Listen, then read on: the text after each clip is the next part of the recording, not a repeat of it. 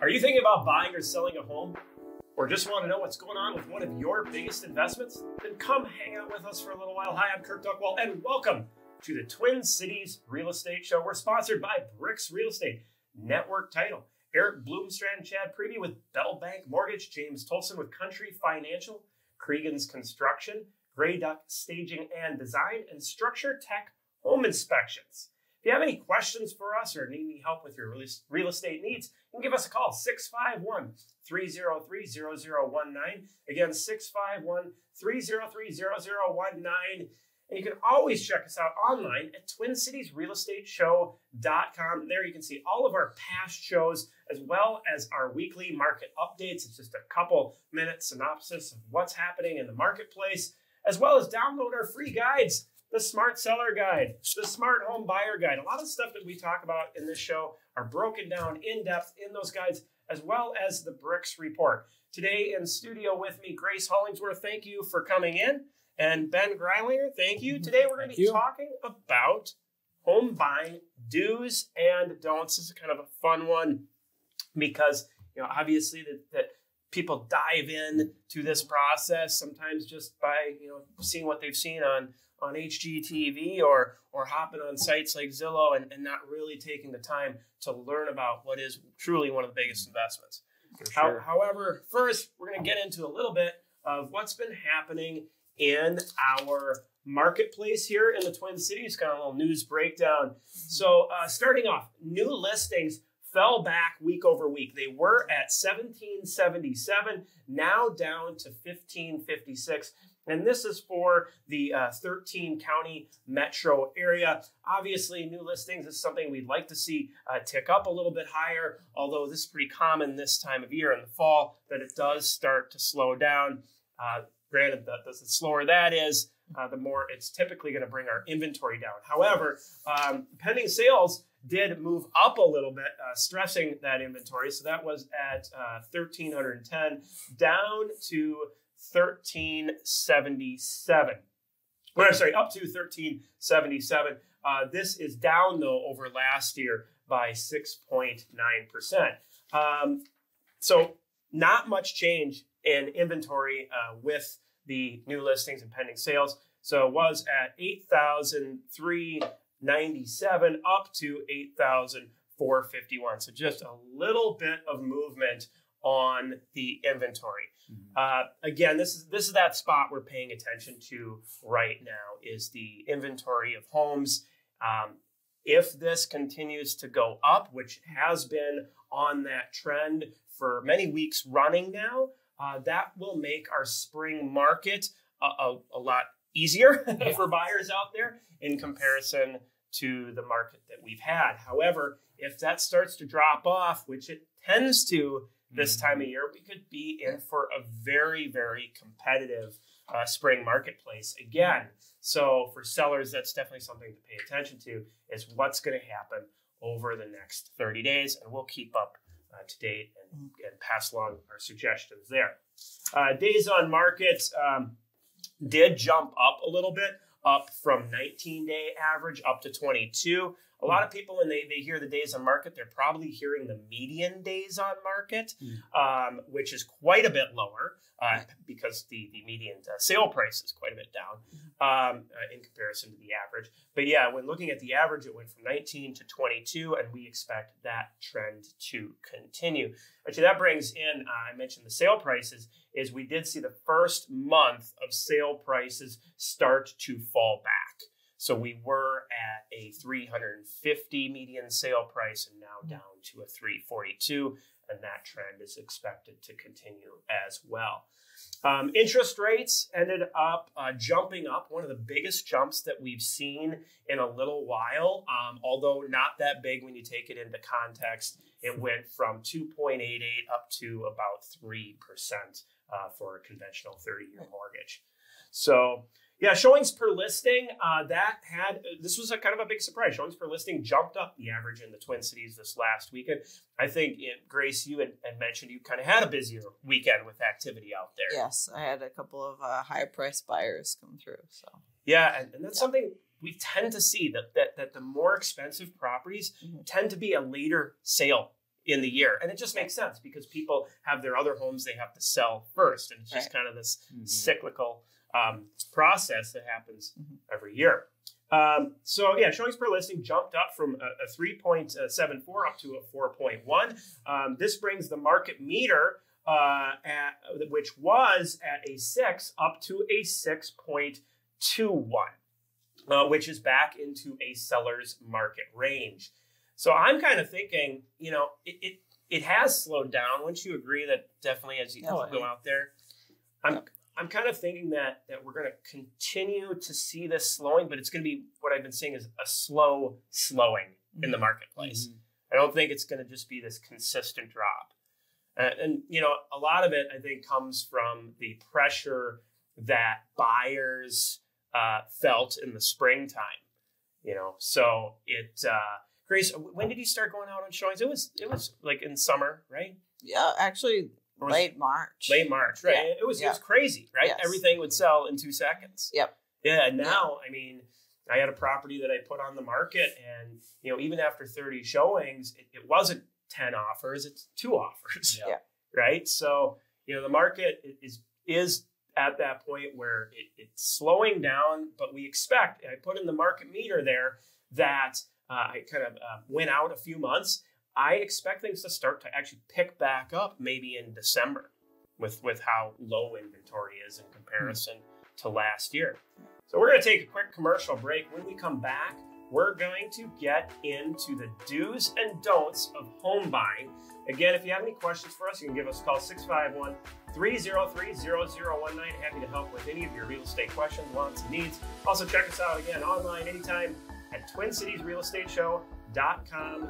We'll be right back. Hi, I'm Ruben with Structure Tech Home Inspections. Everyone knows you should have a home inspection before you buy a home, but we've heard of home buyers being encouraged to skip the home inspection in this crazy market to make their purchase offer more attractive. Now they're facing tens of thousands of dollars in unexpected repairs. I'm telling you now, don't skip the home inspection. Here at Structure Tech, we can get your home inspected quickly, and we offer a full line of services. Visit us online at structuretech.com to learn more. Don't fall for the billboards or the clickbait. There is no such thing as today's rate. Mortgages and mortgage rates are individual to you. Chad Preby and Eric Bloomstrand with Bell Bank Mortgage are here to show you the formula to get your best rate. Once you know this formula, you can mortgage shop with confidence.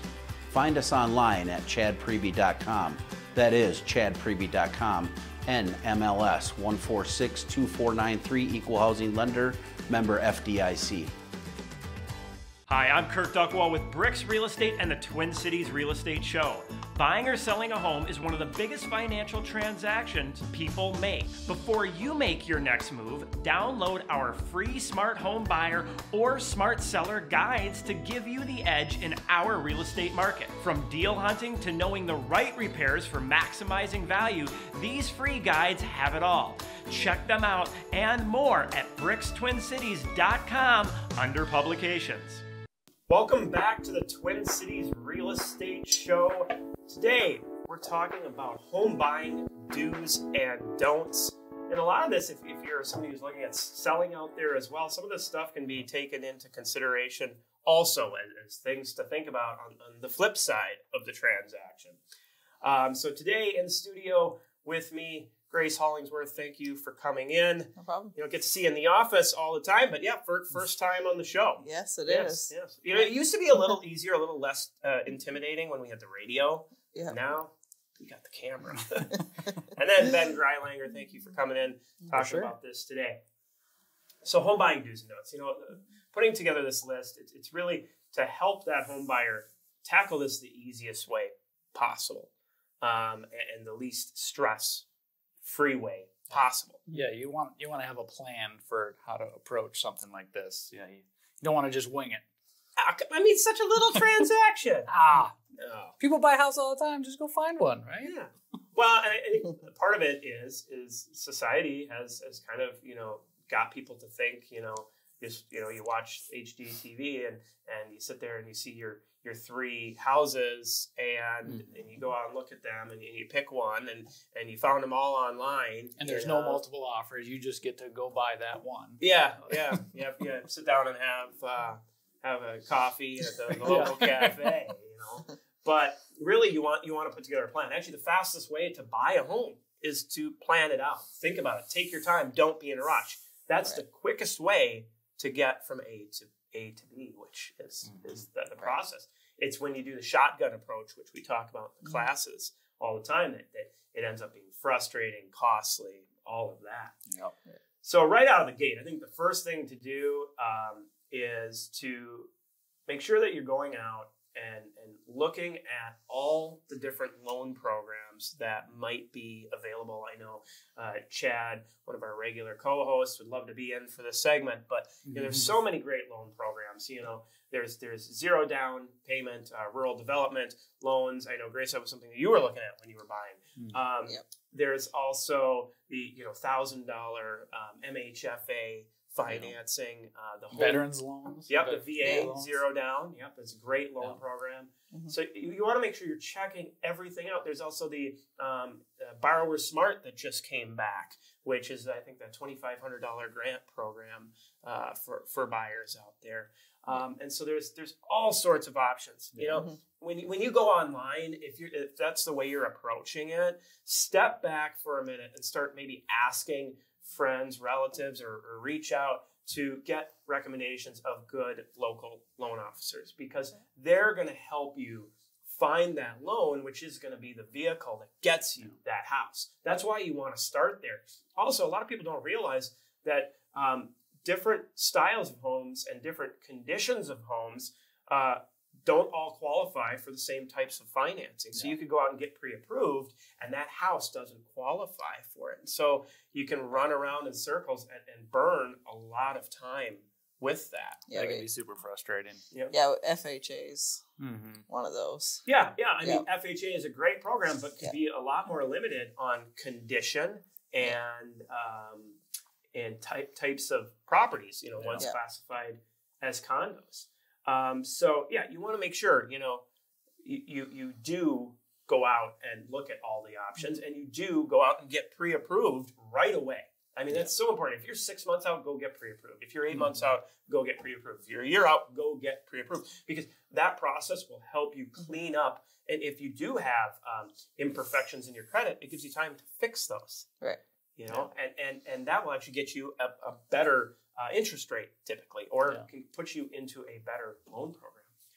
From there, though, after that, home buyer priority checklist. Would you agree? Oh man, it's so simple, but yet so important to figuring out what you really want in a home. The price range, the size of the home, the location, neighborhood, condition. And then how do you categorize all those are so important. Yeah. So price, size, condition, location, neighborhood. I know that's what we have broken down in that Smart Home Buyer book.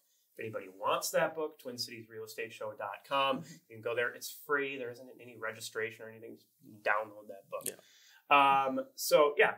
Price, size, condition, location, neighborhood. And then you want to, this is the hard part. You have to rank them. What's most important and least important to you, and if you have a significant other, to figure that out.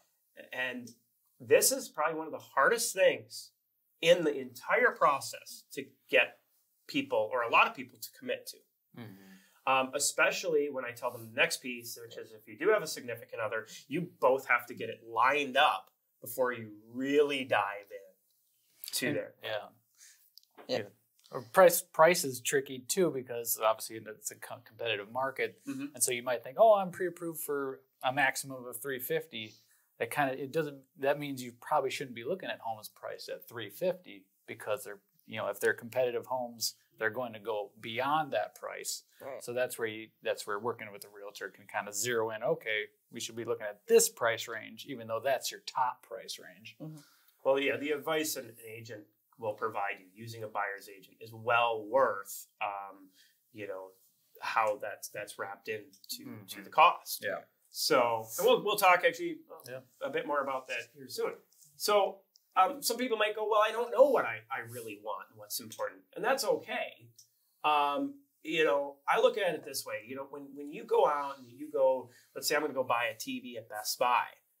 I usually know what room it's going to go in, and I have a general idea the size that I'm looking for, and I have a general idea of the price point that I'm looking for. So we do this with buying TVs. We do this with buying cars. Hey, I need to haul around this many people, or I need to use this vehicle for that. We got to do it with homes, right? So doing that priority checklist, you know, the way I look at it is, okay, let's say I don't know what kind of TV I want. Well, what am I going to do? I'm going to go to Best Buy and I'm going to look around. Right? I'm going to see. Going to explore. And I'm going to explore. Yeah. And this is why I think exploratory showings are an absolute must, a do on the do's and don't list is go out with your agent and go check out a 2-level, a single level, a split level. Even if you say you hate split levels, go look at them just to verify. Yeah. Right? And it also gives you a really good idea of what's pricing in a given neighborhood, condition in a given neighborhood out there, because you know, list price is not an accurate reflection of value. True. You know, right? I mean, how many homes sell for exactly list price? Very few. Because right, they either go over or they go under, or closing costs are wrapped in. Those other little things that are involved that it's not exactly that price. Right. So, you know, you want to make sure that you're gauging and getting an idea of what does a certain price range get you in that neighborhood, and also what seems appropriately priced. Have you guys gone on exploratory showings and a buyer has been like, "Oh, I wanted a 2-story," but then all of a sudden they're like, "No, actually, you want a 1-story Rambler or something like that"? No, I'm kidding. It happens all the time. Yeah. What they see online isn't always what they get in person, and I think it's very rarely what they get in person. Yeah. No, 100%. I cannot tell you the number of people, because this is something that I go through right away as that priority checklist. One of the first things when I do an initial consultation is that fill that out, and we get I don't want any split levels. I cannot tell you how many times I've heard we don't want a split level, and then how many times they buy a split level. I was one of those people. Yes, I was gonna say. I think you were one of those. And I bought a split level. Right. Well, I think sometimes what people think of as their idea of a split level isn't necessarily all the different split level options that are out there. I know a lot of people, they think of split level and they think 1960s center entry 2-level split. Or maybe they had a 3-level split, side entry, or whatever their idea was might not be all the options out there. And so you don't want to disregard a specific style until you really walk through it and refresh your memory. So, and you know, story in halves as well. Recently had a client actually closing on the house here the day we're recording. Story and a half house after we determined that story and a half was not the style, right? So came on back. Well, and that's why, you know, you have to, you know, be open-minded, right? I know we talked about, you know, especially as a first-time home buyer, do not think this is going to be your forever home. Oh, no. Right? Yeah. Especially if you're, you know, either single or a young couple, like as soon as you add maybe, you know, some children into the mix, you know, like you're going to outgrow a home. So don't plan for it to be this forever home, because, you know, life changes and things happen. When you're looking for your forever home, you're looking for perfection. Like they walk in and they want everything to be perfect. Well, the way I like to explain it is like, did you go out and buy your forever car when you were 16? Right? And then, you know, and so, you know, it's going to haul your dog, your 3 kids, your trailer that you're going to tow when you're retired, all that when you're 16, right? No, you buy what you could afford then for what you needed then, right? And that's really how you want to approach buying your first house. And I kind of another trap people fall into it, and again, going back to that car analogy, is the I need to save more to get that next level of house. Well, when you were shopping for your first car, did you not buy that car and just keep renting from Enterprise? Or did you buy what you needed then, right? And people look at me like, that's crazy. Of course I wouldn't just keep renting and renting. And then they get the analogy, right? It's a good idea to think about this, plan this out, because you can get away from that rent trap, the lease roulette, and get yourself into a home that's going to work for you for now, out. Usually I say look for what's going to happen in the next 3 to 5 years, because job change, family change, income change. If you don't think that's going to happen in the next 3 to 5 years, well, I guess you have a very stable life. Not much has happened. Okay, another one. Now, might be getting a biased opinion here, but do you think that a buyer should hire their own real estate agent? Yes. Yes. I don't know. I'm stuck on that one. Okay, so you were talking earlier about where an agent can come in and assist, right? Yeah. And this is on so many levels, right? That agent is going to be able to, they're going to have the experience and knowledge to look at a house and go, oh yeah, that's way overpriced for what it is, right? Because a lot of people they go in and they see the house and they just assume again that list price is that accurate reflection of value. Yeah. And also, I know I had a listing this year where actually a couple of them, and I came across the same buyer a few times, and they butchered their contract so bad. It's like this transaction could be on thin ice. It'd be a troublesome transaction, right, for my sellers who I'm representing, right? So as a I guess the best way to think of it, somebody who goes and represents themselves in the courtroom, right? It's going to take a lot more work, and their odds aren't as good. Yeah. So, and an agent can be really nice because they've seen hundreds and thousands of homes over their past couple of years in the industry, and so they know a lot about homes theoretically. So a good agent should know how to look for those red flags like we talk about in the book, the red flag walk around. They should be able to see some of the stuff that maybe a new first-time home buyer isn't going to see, and kind of see show you what's going on, behind the curtains of a home a little bit more. And know the severity. Yeah. I know you're out on showings, if you're running around one of my buyers, that you'll send me pictures of what's going on here, Yeah. We can Is analyze. this okay? Right. We can analyze. And I'm doing the same kind of thing with my inspectors. If I'm out at a house, right then and there, I'm texting my inspectors, hey, what do you think of this? Because do we even want to put ourselves into a situation of making an offer on a potential red flag that's a no-go issue? Especially in a competitive market too. Yeah.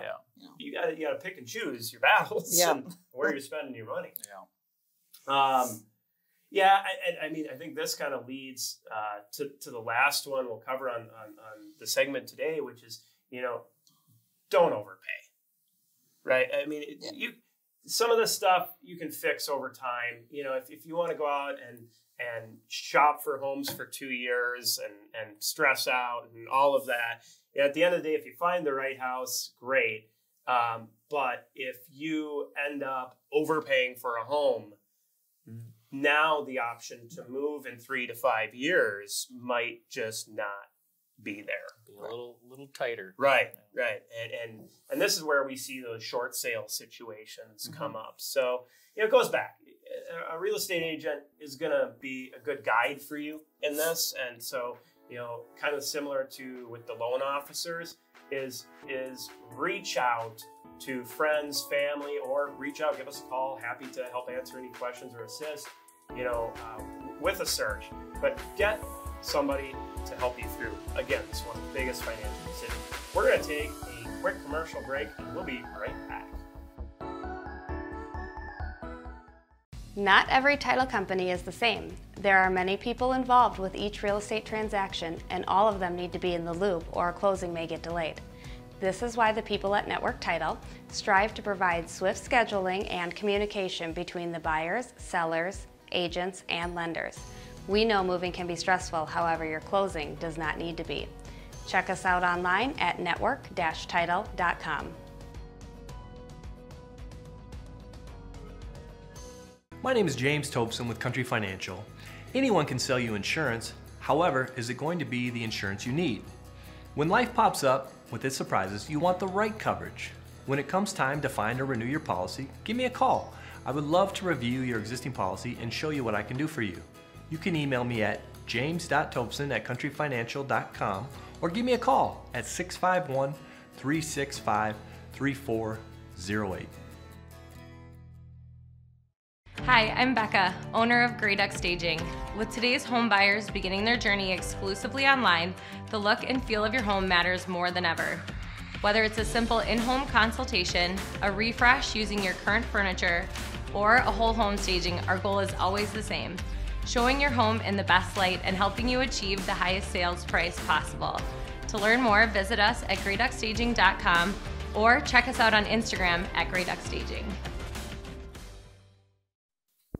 Welcome back to the Twin Cities Real Estate Show. Today we were talking about home buying do's and don'ts and also what's been happening in our Twin Cities real estate marketplace. If you missed the show, you can check us out online anytime, TwinCitiesRealEstateShow.com. Today we'd like to highlight one of our listings, 1018 Como Place. This is a cute 3-bed, 2-bath home with a 2-car garage, priced at $250K. This is just a few blocks from Lake Como and the park, the zoo, golf course, all that is over there. House has a newer roof, as well as a newer concrete driveway and an updated furnace. So yeah, check that out. Again, you can go to TwinCitiesRealEstateShow.com. I think you can get to the search for home sites there, or BRIXTwinCities.com.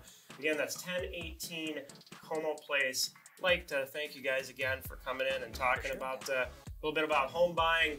Grace Hollingsworth, Ben Greilanger. Yeah, so all of our free publications, what we talked about today, and a whole bunch more on TwinCitiesRealEstateShow.com. All of our great educational videos as well. Take care, everybody. Be safe and have a great week.